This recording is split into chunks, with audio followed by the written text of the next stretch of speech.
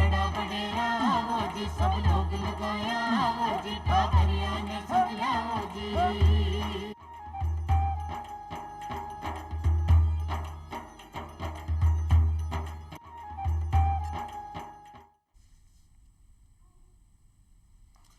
चोपाल देखवाड़ा सगळा ग्रामीण भाई बहना राम राम सा और खमा गणी सा। भाई बहना चोपाल रे माई आपा जी यहाँ रोजीना न्यारा न्यारा विषय ले न्यारा न्यारा विषय की खासा महत्व चर्चा में करा और खूब साउठी महत्वपूर्ण जानकारी आपके बीच आपा रखा। उन्हीं उद्देश्य ने लेता हुए आज भी अपनी चौपाल रे माई आपा एक न्यारो निर्वल और एक नवधु विषय ले बताया कर और की बहुत बहुत जिसकी जानकारी अपने जीवन का मायने उपयोगी है वह जानकारी आप हासिल कर। और भाई बहना की जानकारी ले अपने बीच पधारे है सुशील कुमार जी। सुशील कुमार जी भाई बहना एक कृषि विशेषज्ञ है, साथ में वैज्ञानिक रिया है और वर्तमान में आईपीएस भी है। तो सुशील कुमार जी आपको चौपाली स्टूडियो में घणो घणो स्वागत है। राम राम जी। तो भाई बहना आज आप बात कर कृषि क्षेत्र के मायने नवाचार, और आप तो कृषि विशेषज्ञ है, वैज्ञानिक रिया है, वर्तमान में आईपीएस है। तो अपन एन की जानकारी देसी जो खेती के मायने अपने लिए बहुत ही किफायतमंद है, बहुत ही फायदेमंद है। और जिका तरीका ने जिका की बातों ने यदि आप अनुसरण कर तो निश्चित रूप से आप कृषि के मायने प्रधानमंत्री जी को वो सपनों साकार कर सका हाँ जिका प्रधानमंत्री चाहे कि 2022 तक किसान की जिसकी आय है वह दुगनी कर दे।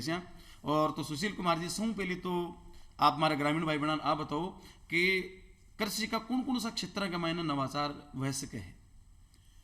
कृषि के हर एक क्षेत्र में नवाचार ला सकते हैं अपने।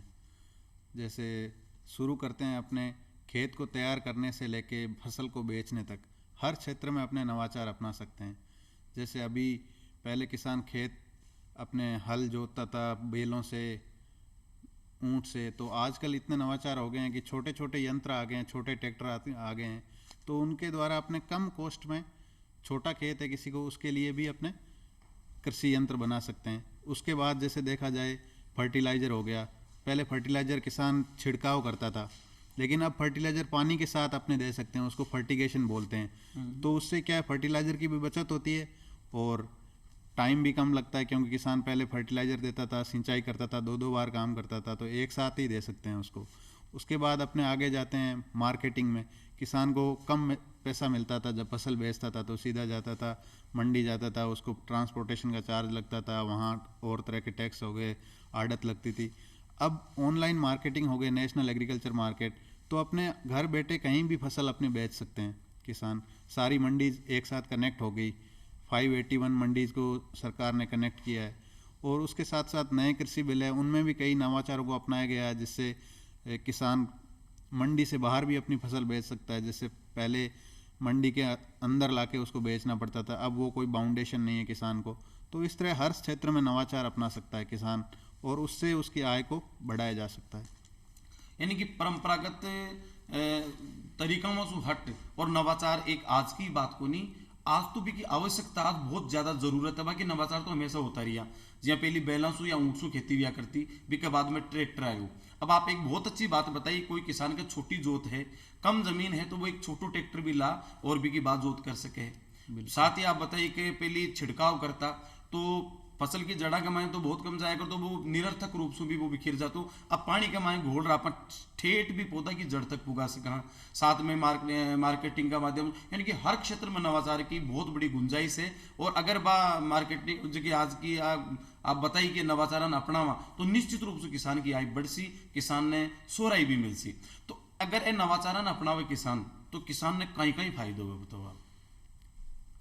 सब बड़ो फायदो तो ये है कि आय में उसकी वृद्धि हो जाएगी और जो कॉस्ट है वो कम हो जाएगी। तो दोनों तरफ से फ़ायदा है, खर्चा कम लगेगा और आय ज़्यादा हो जाएगी।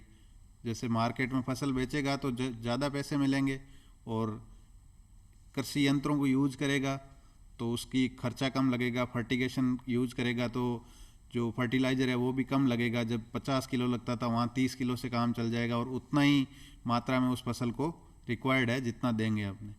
पहले क्या सीधा छिड़काव करता था तो आधा तो पानी के साथ वेस्ट होके चला जाता था, लेकिन अब फर्टिगेशन से जितनी मात्रा फसल को चाहिए उतनी ही मात्रा अप्लाई करते हैं। और तीसरी ये हो गई है कि सेंसर बेस्ड कृषि भी आ गई है आजकल। अच्छा। कि फसल को पानी कब चाहिए वो पता लग जाता है। तो वो नवाचार अपनाने से क्या है, अपने को जैसे किसान पहले पानी की बारी आ गई तो वो पानी सिंचाई कर देता था, हाँ चाहे जरूरत हो चाहे जरूरत नहीं हो नहीं हो।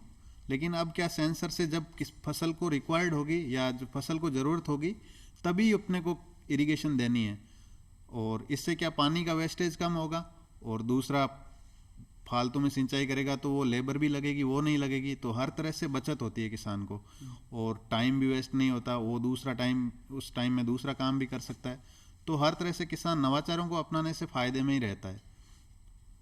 यानी कि नवाचार कोई भी क्षेत्र का हो, अपन बात करें आज खेती की, लेकिन कोई भी क्षेत्र में है नवाचार आया तो निश्चित रूप से पिछली कुछ समस्याओं की वजह से आया है, और बात समस्या मैंने दूर करवा के लिए नवाचारों को प्रयोग करो जाए तो अपन सगड़ा ने जमाना के अनुसार कदम ताल करता मिया, जमाना के साथ चालू है तो नवाचार करना ही पड़सी। सुशील कुमार जी, राजस्थान में एक बहुत बड़ी समस्या है पानी की समस्या। आप जी हाँ परंपरागत जी हाँ अगुणु राजस्थान है भी कमाए तो बहुतायत में पानी है कुआं से भी सिंचाई करे, बीच को राजस्थान है भी कमाए ने पानी धीरे धीरे कम होता जा रही है, ड्राई जोन घोषित कर दिया, नया कुआं नहीं करा सके, और जो आथुनु राजस्थान है भी कमाए कुछ एक क्षेत्र में तो नहर है, बाकी जो क्षेत्र है भी कमाए ने नहर भी को नहीं, तो इन को आप सिंचाई कमाए कौन सा नवाचार अपनावा कि पूरा राजस्थान आज जी पंजाब के मायने सरसब जैसा बहुत अन्न उपजावे, तो आपा भी रेगिस्तानी परिवेश ने ध्यान में रखता है कौन सा तरीका अपनावा कि आपा भी बहुत शानदार अनाज उपजा सका। आपने मतलब बहुत ही अच्छी समस्या का पक्ष रखा है। जैसे पानी का बोला जाए तो पहले अपने राजस्थान में ये ट्रेडिशन चला था कि ट्यूबवेल कर लो, लेकिन ट्यूबवेल का पानी अब इतना नीचे चला गया है कि अब संभव नहीं है और ट्यूबवेल करना, और उसी ट्यूबवेल में अंदर नीचे खोदोगे तो पानी उतना नहीं मिल रहा है, तो अब पानी की समस्या खड़ी हो गई किसानों के सामने। तो अब इसके लिए अपने को बचत के बारे में सोचना होगा पानी की, क्योंकि पानी तो कम है और फसल अपने को हमेशा लेनी है। तो इसके लिए जैसे राजस्थान गवर्नमेंट ने स्कीम्स भी चला रखी है कि आप पानी की डिग्गी बनाओ और उससे फव्वारा या ड्रिप से सिंचाई करो।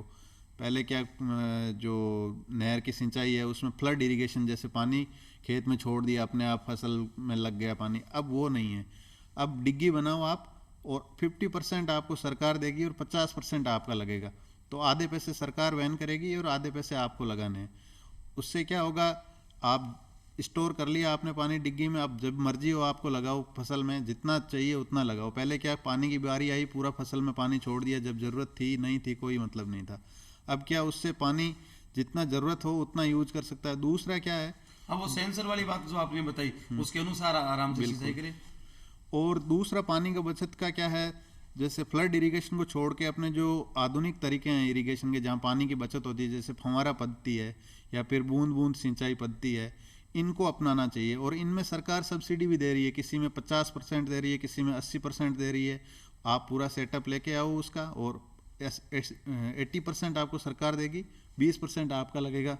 तो इससे क्या पानी की भी बचत होगी और आगे की फसल लेने के लिए भी पानी आपके पास रहेगा, तो किसान भी खुशहाल रहेगा, वातावरण भी खुशहाल रहेगा और फसल भी ज़्यादा होगी। यानी कि सिंचाई के मायने तो समझदारी की बहुत ही ज्यादा जरूरत है। आप बताइए ये डिग्गी है, डिग्गी बनाओ भी कमाए, नहर को पानी है तो नहर को संग्रहित करो, जो मान लो बारिश को पानी भी संग्रहित कर सका। आपने राजस्थान में ये बताओ, देखो पानी कम ही बरसे है, लेकिन इन को तरीको बताओ कि सिंचाई में आप बारिश का पानी ना आप बेड़ो कर और फिर सिंचाई में की प्रकार से काम लिया।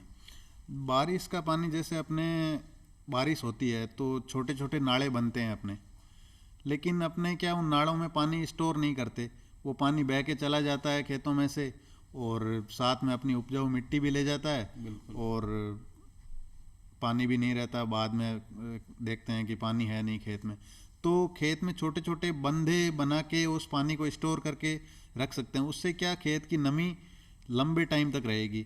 दूसरा, छोटे छोटे जो नदियां हैं वहाँ एनीकट बना के छोटा छोटा स्टोर किया जाए पानी को, तो लंबे टाइम तक किसान उसको उपयोग में ले सकता है। जैसे पूर्वी राजस्थान में ये अच्छा स्कोप है, क्योंकि पश्चिमी राजस्थान में तो इतनी नदियां हैं नहीं कि स्टोर किया जा सके नदी का पानी, लेकिन पूर्वी और दक्षिणी राजस्थान में ये अच्छे से इम्प्लीमेंट किया जा सकता है ये मॉडल। और दूसरा ये है कि तालाब वाली सिंचाई भी कर सकते हैं छोटे लेवल पे, इतना पश्चिमी राजस्थान में तो ये पॉसिबल नहीं है क्योंकि नमी बहुत कम है, तो मिट्टी सोख जाएगी। तो जैसे दक्षिणी राजस्थान में ये तालाब वाला मॉडल, कई जगह सिंचाई होती भी है आजकल तालाब से, तो ये मॉडल भी अपना सकते हैं। और सेंसर बेस्ड जो आप बोल रहे हो उसमें भी जैसे छोटी डिग्गी बना के या छोटा तालाब बना के, जैसे जल हौज परियोजना है राजस्थान की, उसमें क्या है, आपको जल हौज बनाओगे तो सब्सिडी मिलती है और वो पानी बरसात का स्टोर करके आप कुछ दिन सिंचाई में उपयोग में ले सकते हो। जी हाँ, बात बताइए कि नमी भी बनी रहे, नदी के आसपास का जगह गांव है, खेत हुए, वह मैंने ऑटोमेटिकली नमी रहे, कारण कहीं वह नदी के पास में है। तो आप बहुत अच्छी तरीके बताइए कि आप अपना खेत का ही एक कोना के मायने बारिश का पानी नहीं इकट्ठो कर लिया, बिल्कुल जी। तो एक तो वो पानी एक गड्ढा का मायने एकत्रित है, तो बिकी नमी बा पूरी मिट्टी कमाई रहसी, अपना पूरा खेत कमाई रहसी भी सु लागती, दूसरे जी की जमीन है भी कमाने भी नमी रहसी, और जब जब अपन सिंचाई की आवश्यकता पड़े तो वही इकट्ठो करोड़ों पानी है जो आप सिंचाई के रूप में काम ले सका। तो एक समझदारी पूर्ण कदम उठाता मियाँ, राजस्थान की जिसकी भौगोलिक परिस्थितियां हैं, राजस्थान की जिसकी विषम परिस्थितियां हैं, आप परिस्थितियां का मायने तो बारिश को जो पानी है भी को संग्रहण करके भी का बूंद बूंद को सावचेती के साथ उपयोग करना है। पुराना जमाना पर राजस्थान में देखा, पानी का संग्रहण के लिए लोग खाट पर बैठ स्नान कराया करता, नीचे पानी जो को पड़ जाता भी पशुओं ने पाया करता, और पानी की तो बहुत महत्व है राजस्थान का। पुरानो जो मैनेजमेंट है भी हिसाब से भी आप चाला तो निश्चित आपने गीता कमाने हैं सब पानी को कि तावड़ी चालो ये लंगो घरे दे भरे धीमी चालो ये कि पानी डो ढूले, वो कहीं घी ये ढूले तो मारो क्यों ही नहीं बिगड़े, और पानी डो ढूले तो मारो जीवड़ो बढ़े, धीरे चालो ये पनियारी लंगो घरे दे भरे। तो राजस्थान का लोग जिका अपना पुरखा की परंपरा रही है पानी संग्रहण, और अनाथ तो बड़ो रानू है, अपनो तो बड़ो क्षेत्र है, पूरा देश को सौ बड़ो राज्य है राजस्थान। राजस्थान से छोटा छोटा कई देश है, और ई क्षेत्र ना आपा अगर सोच समझ के ये बड़ा भूभाग को आप जी हाँ सुशील कुमार जी बताओ प्रयोग करा तो निश्चित रूप से आप बहुत ही अन्न का भंडार है राजस्थान का मायने खड़ा कर सका। बिल्कुल। साथ में सुशील कुमार जी बताओ, राजस्थान को बहुत सो क्षेत्र पहले जो रेगिस्तानी है, भूगर्भ में भी पानी को नहीं, नदी भी को नहीं, बीकानेर है, चूरू है, तो वह लोग की प्रकार की खेती करे कि वह भी आपकी जिंदगी में खुशहाली ला सके। अब कौन कौन सा नवाचार चाहिए, इजराइल जियान का देश है, आपने सो तगड़ो रेगिस्तान है, पर बेनियन का नवाचार कर रहा है कि खेती के मायने साहब बेमिसाल है वे लोग। इजराइल का आप जिक्र कर रहे हो, तो इजराइल में दो ही चीज़ें हैं, एक तो वो पानी को बचा रहे हैं और दूसरा उनके पास टेक्नोलॉजी है। दो चीज़ों से वो खेती में इतने आगे बढ़ गए हैं कि अपने उनका एग्जाम्पल दे रहे हैं, पूरा विश्व उनका एग्जाम्पल दे रहा है कि खेती में इजराइल जैसा बनो। और अपने राजस्थान में भी प्रोजेक्ट चल रहे हैं, इंडो इजराइल प्रोजेक्ट्स है, यूनिवर्सिटीज़ में चल रहे हैं, और जो ICR के इंस्टीट्यूट्स हैं उनके साथ भी उनके प्रोजेक्ट चल रहे हैं। तो राजस्थान में, पश्चिमी राजस्थान है, वहाँ इजराइल का मॉडल बखूबी अपनाया जा सकता है। जैसे एक तो सेम जलवायु है और सेम मिट्टी की कंडीशंस है, तो एक तो जो बारिश का पानी है वो स्टोर करें अपने, और दूसरा क्या है, पॉली हाउसेज मैन है इजराइल का जी, इसमें क्या है, सेंसर बेस्ड एग्रीकल्चर करते हैं, और पानी का मिनिमम वेस्ट, और जो पानी वाष्पोत्सर्जन जब भी उड़ता है उस पानी को भी वापस वो स्टोर कर लेते हैं, ऐसा सिस्टम है उनका। तो इतना हाईटेक नहीं करके अपने पानी को बचा के और उसका यूज कर लें, वही बहुत है अपने लिए। तो राजस्थान में, पश्चिमी राजस्थान में जहाँ आप बोल रहे हो कि पानी की बहुत कमी है, वहाँ मुख्य रूप से फसलें जैसे खजूर की खेती है, बेर की खेती है, अपने अनार की खेती है, ये ऐसी फसलें हैं जिनका बाजार मूल्य बहुत ज़्यादा है, लेकिन पानी की रिक्वायरमेंट है इनकी बहुत कम है। तो इन फसलों को किसान अगर अपनाएं तो उनकी आय में वृद्धि की जा सकती है, अच्छा उनका प्रोडक्शन हो सकता है, और अच्छी वैल्यू उनको मार्केट में मिल सकती है। यानी कि खजूर है, अनार है, यानी कि बेर है अपने ए रेगिस्तानी क्षेत्र के मायने न्यूनतम पानी के मायने भी वह सके, तो बा लोगों ने भी अगर कृषि के मायने पूर्णतः योगदान देना आपके देश की उन्नति में, तो ई दिशा में कदम उठाना चाहिए, ए नवाचार माने करना चाहिए। आप सुन पहली बात बताइए कि छोटी जोत का किसान के भी एक छोटो ट्रैक्टर आवे वो भी जोत सके, लेकिन आप बात करें कृषि में नवाचार की, तो एक परंपरागत तरीको हो जी में बारिश हुई और ले हड़ किसान भी कमाए बाजरू बीज दिया करता। बिल्कुल। अब बिजाई के मायने भी नवाचार है साहब, उपचारित बीज आ रही है, कई आ रही है, तो पहली भूमि को भी उपचार होना जरूरी है। बिल्कुल। पहले तो ये सीधा बात दिया करता, आजकल सुना के खेती को भी नमूनो लियो जाए, फिर वैज्ञानिक बतावे साहब ये खेत में बाजरो बाणु है, इमें मोठ बाणा है, इमें मूंग बाणा है। तो आप खेती करा कोई खेत में विश्व पहले भी खेत के मायने कहीं नवाचार करा, कहीं तैयारी करा। जैसे भारत सरकार की स्कीम है सॉइल हेल्थ कार्ड, तो उसमें क्या है, किसान की ज़मीन का पहले टेस्ट करते हैं कि इस ज़मीन में किस किस उपजाऊ तत्व की मात्रा कम है, किसकी ज़्यादा है और किसकी बराबर है। तो उस हिसाब से ही अपने को उस फसल के अकॉर्डिंग उस पर्टिकुलर न्यूट्रिएंट का एप्लीकेशन करना है जितना उस फसल को और मिट्टी को चाहिए।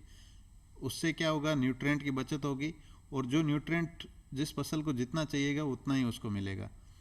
उससे क्या होगा, मिट्टी की जो उपजाऊ क्षमता है वो बराबर बनी रहेगी और लंबे टाइम तक उस फसल को या दूसरी भी फसल है वो अपने ले सकते हैं। नहीं तो क्या एक ही फसल बार बार लेते रहेंगे और अपने मिट्टी का ज्ञान ही नहीं है कि इसमें कौन सा तत्व कम है या ज़्यादा है, तो उससे ज़मीन क्या बंजर हो जाती है।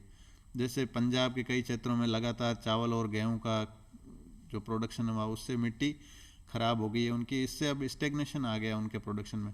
तो ये सॉइल हेल्थ कार्ड है वो किसान को बनाना चाहिए और जो तत्व की मात्रा कम ज़्यादा है वो उसके अकॉर्डिंग ही उसको एप्लीकेशन करना चाहिए। यानी कि पहले भूमि की जांच करवाओ वो, बिल्कुल। कि अपनी जमीन है कौन सी फसल के लायक है, कौन सा तत्व की कमी है, ये तत्व की अपन पूर्ति करनी तो ये जमीन में कहीं रहा ये कमाना अपन पोटास डालनी है, जिप्सम डालनी है, यूरिया डालना है, तो वह की दिशा निर्देश में वैज्ञानिक का 20 हिसाब से भी कदम उठाना चाहिए। अब बात होगी आपने जुताई से पहली, अब आप जुताई करा तो पहली परंपरागत ये करते आपने बाजरो हुआ करते 20 बोरी बाजरो भी हो आप 12 महीना खाबो करया और भी कमाई एक बोरी रख लियो साहब नहीं जब अपन बीज रू उसी भी में बीज दे सिया। बिल्कुल। वो बाजरो कई बार उगया तो उगया तो नहीं उगतो तो नहीं उगतो साहब, समस्या बड़ी समस्या हो जाया करती। तो अब आप जब जुताई करा नहीं बीज बोई बोवा या की प्रकार से भी को उपचार करा, की प्रकार इम नवाचार कर सका बीजारोपण में की प्रकार नवाचार करा। जैसे बीज भी कई प्रकार के आते हैं, हाइब्रिड बीज आता है या फिर जो इम्प्रूव्ड वेराइटीज आती है, तो किसान के ऊपर है कि वो कौन सा बीज लेगा। जैसे हाइब्रिड बीज का प्रोडक्शन ज़्यादा होगा लेकिन अगले साल उसको नया बीज खरीदना पड़ेगा।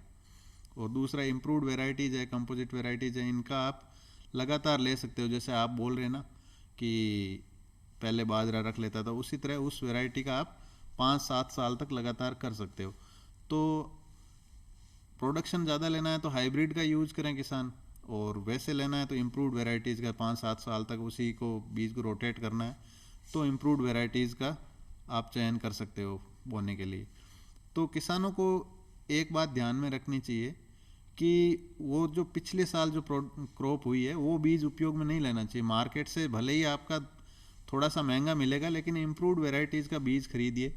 बहुत सारी जैसे बीज किट मिल रहा है, गवर्नमेंट भी प्रोवाइड करवा रही है, सीड किट दे रही है, उसके साथ कुछ फर्टिलाइज़र भी दे रही है उस फसल के अकॉर्डिंग।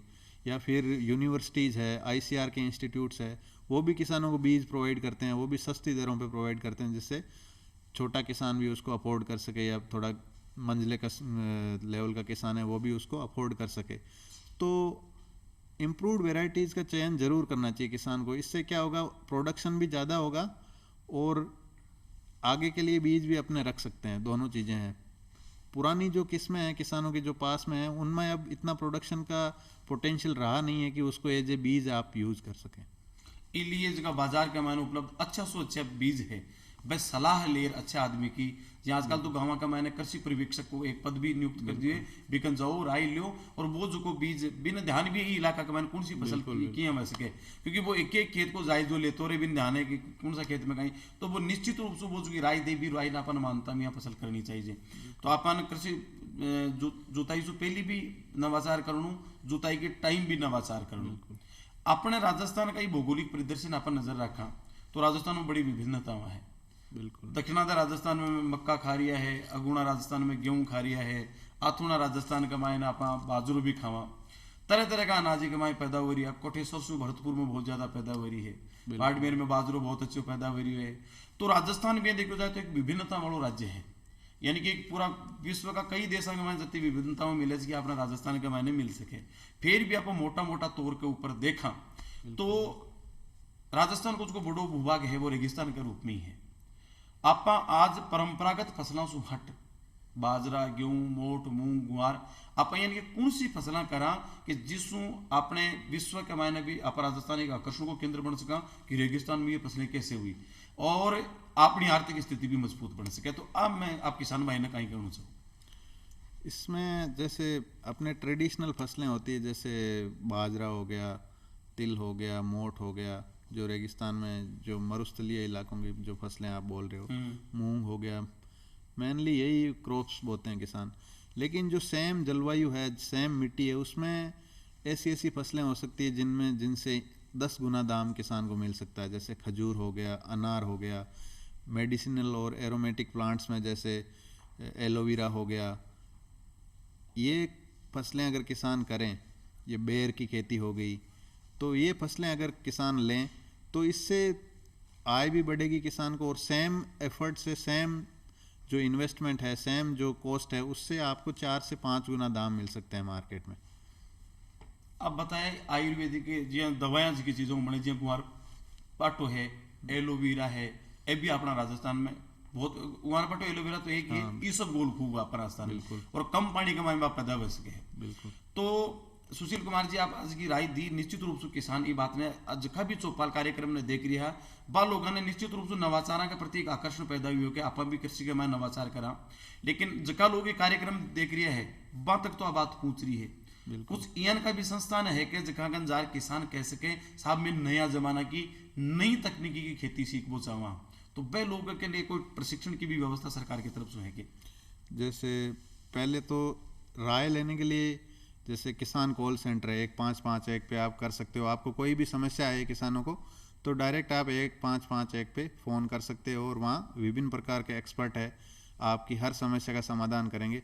दूसरा, आपको ट्रेनिंग लेनी है तो हर जिले में कृषि विज्ञान केंद्र बने हुए हैं, जहाँ किसानों को विभिन्न प्रकार की ट्रेनिंग दी जाती है। जैसे सीड ट्रीटमेंट कैसे करना है, या कोई नया कृषि यंत्र आया उसको कैसे चलाना है, या फिर जैसे फर्टिलाइजर फर्टिगेशन हो गया उसको कैसे यूज करना है। और दूसरी तरह की बहुत सारी ट्रेनिंग है। महिलाओं को भी किसानों को ट्रेनिंग दी जाती है, महिला किसानों को भी। तो और जो यूथ है उनको भी ट्रेनिंग दी जाती है। जैसे नया कोई एंटरप्राइज शुरू कर रहा है, कोई यूथ प्रोसेसिंग सेंटर लगाना चाहता है किसी चीज़ का, जैसे मूंगफली का प्रोसेसिंग सेंटर लगा रहा है, या फिर छोटे बिस्किट बनाने का कोई कारखाना लगा रहा है, तो विभिन्न प्रकार की ट्रेनिंग कृषि विज्ञान केंद्र में दी जाती है किसानों को। तो कृषि विज्ञान केंद्र में आप जाके ये ट्रेनिंग ले सकते हो। दूसरा, यूनिवर्सिटीज़, एग्रीकल्चर यूनिवर्सिटीज़ है राजस्थान में, 5 एग्रीकल्चर यूनिवर्सिटीज़ है। वहाँ भी एग्रीकल्चरल टेक्नोलॉजी इंफॉर्मेशन सेंटर होता है। वहाँ आप हर तरह के किसान से, खेती से रिलेटेड समस्याएं आप उनका समाधान ले सकते हैं। और वहाँ बीज भी उपलब्ध है, हर वैरायटी जो किसान के लिए लाभदायक है, और जो इम्प्रूव्ड वैरायटीज़, नई लेटेस्ट वैरायटीज़ वो आई है वो। दूसरा, केंद्र सरकार के जो इंस्टीट्यूट्स है, जैसे भरतपुर में सरसों अनुसंधान का है, बीकानेर में एरिड हॉर्टिकल्चर का है, जैसे शुष्क क्षेत्र में कौन सी खेती हो सकती है, जोधपुर में काजरी है, उसमें भी विभिन्न प्रकार की वैरायटीज़ का डेवलपमेंट हो रहा है। और भी इंस्टीट्यूट्स है जयपुर में, जैसे दुर्गापुरा है, में रारी है, राजस्थान एग्रीकल्चर रिसर्च इंस्टीट्यूट। ऐसे बहुत सारे इंस्टीट्यूट है जहाँ किसान जाके अपनी समस्याओं का समाधान प्राप्त कर सकता है, और भी जैसे इम्प्लीमेंट्स है या बीज है वो भी ले सकता है। सुशील कुमार जी, जगह जगह संस्थान आपने बताया बा संस्थान का संपर्क में आप अपनी खेती और उन्नत बना सका, अपना जीवन और सुगम बना सका। लेकिन सुशील कुमार जी, प्रधानमंत्री जी क्या करे, मेक इन इंडिया और लोकल फॉर वोकल। कई बार आप किसान इन की फसला करा, जैसे टमाटर कर लिया, मटर कर लिया, आपने बहुतायत में होगी, लेकिन मार्केट में भी की डिमांड नहीं, भाव कम है, तो आप खुद ही इनको उत्पाद घर ही बना सका के जिसको अपनी आय बढ़ा सका। नहीं बी टाइम का बी भाव में बेचा तो आपने सही भाव को नहीं मिले, तो आप की प्रकार से इम नवाचार करा। जैसे मैंने अभी बताया कि कृषि विज्ञान केंद्र में महिलाओं को, यूथ को प्रोसेसिंग की टेक्निक जो ट्रेनिंग है वो दी जाती है। जैसे आपने बोला मटर हो गया, तो मटर को फ्रीज करके जो मार्केट में मिलता है कि फ्रीज्ड मटर जो मिलता है वो हो गया। जैसे केचप बना लिया, टोमेटो का केचप बनाने की महिलाओं को ट्रेनिंग दे दी। तो मार्केट में जैसे 2 रुपये किलो मिल रहा है टमाटर, या 1 रुपये किलो मिलता है, ऐसा टाइम भी आ जाता है जब टमाटर की फसल आती है। तो वहाँ से कोई खेती नहीं भी कर रही है महिला, तो मार्केट से टमाटर ला के केचप बना के, और वही 2 रुपये किलो का जो टमाटर खरीदा हुआ है उसको 10 रुपये किलो के भाव से बेच सकते हैं। बिल्कुल। दूसरा, जैसे अपने बाजरा होता है या मक्का होता है, तो बाजरा मक्के की सीधी वैल्यू तो बहुत कम होती है, लेकिन अपने देखते हैं मार्केट में कि न्यूट्रिएंट रिच बिस्किट्स बिल्कुल, या फिर पशुआहार में भी मल्टीग्रेन काम आटा, तो इन सब को मिला के अगर बेचें या फिर उसके बिस्किट बना के बेचें मक्के के, तो 10 गुना दाम आराम से किसान प्राप्त कर सकता है। तो ये ट्रेनिंग किसान को कृषि विज्ञान केंद्र में दी जा रही है बहुत सारी जगह। यानी कि जगह प्रोसेसिंग वाली बात है, अब एक बड़ो नवाचार है और ये पर भी अपन ध्यान देणु, और ध्यान ही नहीं देणु बल्कि कदम बढ़ाना है, अपन काम करना है। सुशील कुमार जी, आप सुपाल स्टूडियो में पधारिया, आपको बहुत बहुत धन्यवाद। और भाई बहना वो अपनो आज को सुपाल कार्यक्रम आशा करा आपने दाया उसी फिर मिल जाएगी नया विषय के साथ। जब तानी जाम आपसे इजाजत, राम राम सा।